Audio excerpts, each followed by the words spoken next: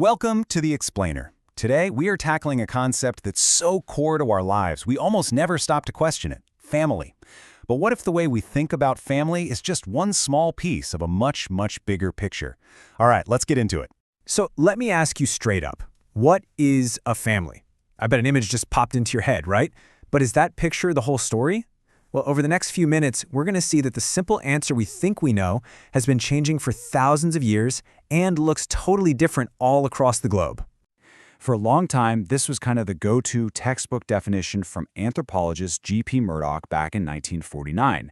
And, it seems to cover all the bases, doesn't it? People living together, sharing money and work, having kids. It's neat, it's tidy, but as we're about to find out, this is really just our starting point. To really get what the family is, we have to ask an even more basic question first. Why do we even have them? Why do they exist at all? Well, it turns out the answer is buried deep in our evolutionary past. The family wasn't just a nice idea, it was a flat-out survival strategy. So think about it like this. For us humans, a few things happened. First, as our brains evolved and got bigger, childbirth got a whole lot tougher. That meant mothers absolutely needed help. Second, human babies are helpless for a really long time compared to other animals, so you need a stable setup to care for them. And third, those two things made parental cooperation pretty much non-negotiable. The family unit, essentially, was the evolutionary answer to these huge biological problems. And this structure didn't just pop into existence. One really influential theory, though full disclosure, it's pretty debated now, came from the anthropologist L.H. Morgan.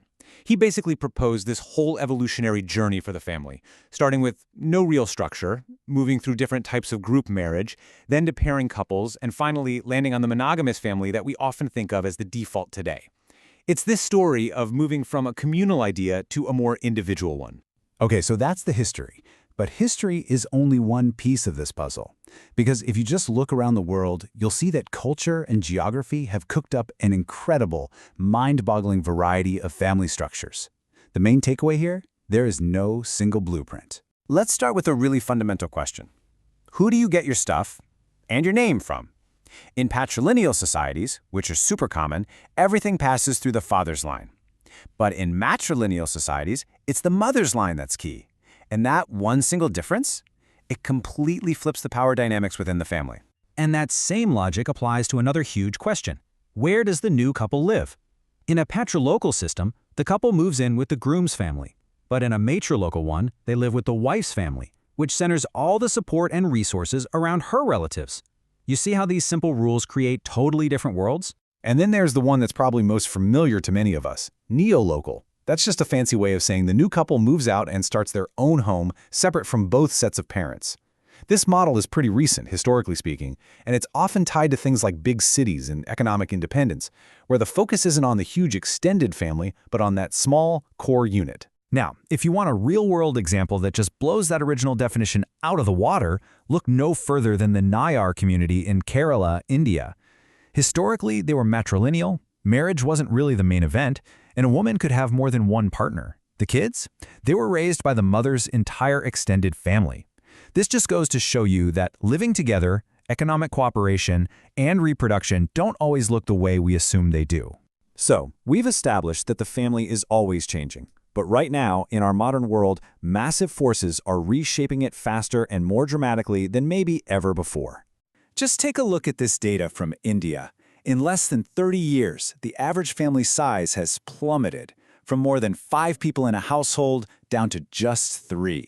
Now, that's not just a statistic. That is a story about a massive social change, showing a huge shift away from large, extended families towards smaller, nuclear ones. And a big reason for that is right here.